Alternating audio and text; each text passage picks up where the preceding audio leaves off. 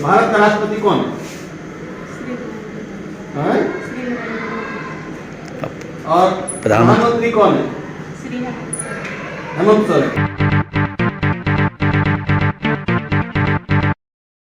साहिबगंज प्रखंड के दीरा क्षेत्रों में संचालित सरकारी विद्यालयों का हाल बेहाल है। प्रखंड के उत्क्रमित मिडिल स्कूल सरपंच टोला में बच्चों को गुणवत्तापूर्ण शिक्षा देने का दावा खोखला साबित हो रहा है। स्कूल में कक्षा 7 और 8 के बच्चों को देश के राष्ट्रपति और प्रधानमंत्री तक के नाम की जानकारी नहीं है।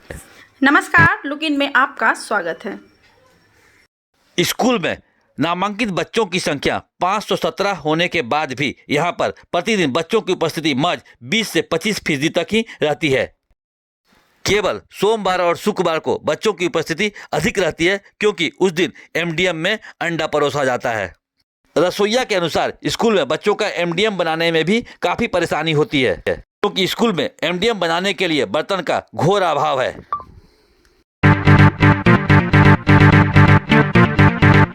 आप यहाँ पर रसोइया है?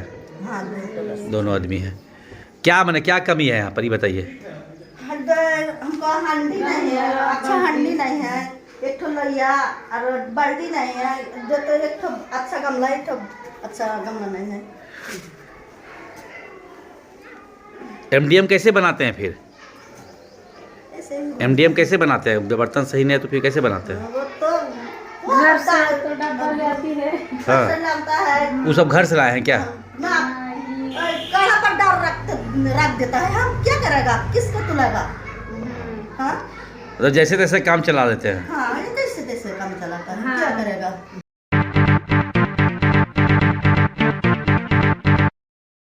वहीं प्रखंड के उत्क्रमित मिडिल स्कूल किशन प्रसाद में बेंच और डेस्क की कमी के चलते स्कूल के कक्षा 1 और 2 के बच्चों को वर्षों से जमीन पर बैठकर शिक्षा ग्रहण करने की व्यवस्था बनी हुई है। छोटे छोटे कई बच्चों ने बताया कि जमीन पर बैठकर पढ़ने से उन लोगों को बहुत अधिक ठंड भी लगती है। विद्यालय के कई कमरे जर्जरता का शिकार होकर दुर्घटना का आमंत्रण दे रहा है। इससे यहाँ पढ़ने वाले बच्चों को जान पर खतरा बना हुआ है। विद्यालय में नामांकित बच्चों की संख्या 317 है, लेकिन यहाँ शिक्षकों की कमी है।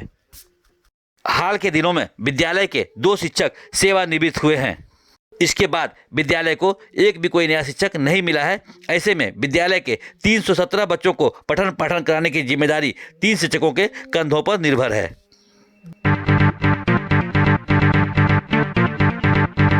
मैं विनोद कुमार, सहायक शिक्षक, और यहाँ पर सर 1 to 8 क्लास चलती है और बच्चे की संख्या यहाँ 317 है सर। और थोड़ा सा बिल्डिंग यहाँ थोड़ा जर्जर है सर। हम लोग डिमांड किए थे बिल्डिंग के लिए, लेकिन वो मिल नहीं पाया है। और अगर उसे रिपेयर का भी पैसा आ जाता तो रिपेयर हो जाता तो ज़्यादा और भी बेटर हो जाता सर। कुछ हम लोग को बेंच की भी ज़रूरत है। जो 1 2 के बच्चे जो हैं वो हमारे नीचे ज़मीन में दरी पर बैठते हैं सर। यहाँ पर हम लोग 5 थे जो रिटायर हो गए हैं। 21 जनवरी को तो रिटायर हो गए, रामप्रसाद पासवान और प्रभाष चंद्र दास। अब हम लोग 3 शिक्षक बचे हुए हैं सर। एक राजीव कुमार जो है प्रभारी हैं, मैं एक विनोद कुमार हुआ सर, और एक नूरुल हक हैं। 3 शिक्षक ही बचे हुए हैं और 317 बच्चा को हम लोग देखना पड़ता है सर। क्या परेशानी होती है? टीचर की भी परेशानी, क्लास वाइज सर हम लोग को देखना परेशानी होता है। हर एक क्लास में हर एक बच्चा बैठना, ऐसा नहीं है कि सभी क्लास में एक साथ बैठा सकते हैं। तो जिसमें हम लोग को हर एक क्लास में जाकर पढ़ाना पड़ता है सर। और 3 क्लास संभालने में थोड़ा दिक्कत होता है सर। अगर यहाँ शिक्षक मिल जाए 1-2 तो सर और अच्छा हो जाए सर।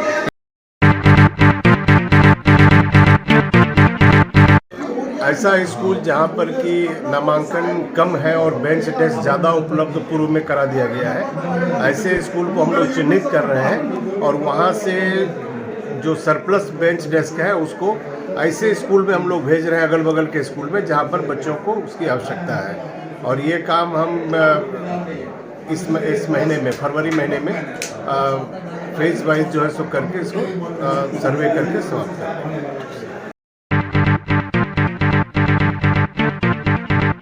पता चला कि शिक्षक का समय का मतलब ठहराव नहीं है और बच्चे भी नामांकित उपस्थिति बहुत कम है, जो ये दुखद है। ये होना चाहिए, जितना बच्चा है तो उसकी उपस्थिति बढ़ावें, इसके लिए हम प्रयास भी कर रहे हैं। तो मैं खुद जा कर के देखता हूँ कि क्या बात है, इसका तहकीकात करते हैं। अगर दोषी शिक्षक हैं, लापरवाह है, तो उन पर कार्रवाई करेंगे।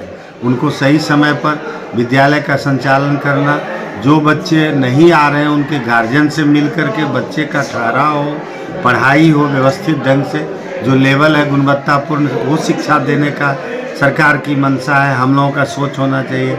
इसके लिए हम लोग इतना प्रयास कर रहे हैं कि समय पर संचालन के साथ साथ शिक्षक बच्चों को गुणवत्तापूर्ण जो लेवल जो क्लास का है उसका ज्ञान होना चाहिए। तो इसमें अगर कोई लापरवाही अगर शिक्षक के द्वारा हो रहा है तो उसको बर्दाश्त नहीं करेंगे, उस पर हम लोग कार्रवाई करेंगे निश्चित रूप से। और हम 2 दिन के अंदर उसका अपने से निरीक्षण करते हैं और देखते हैं कि क्या बात है। लुक इन के साथ बने रहने के लिए धन्यवाद।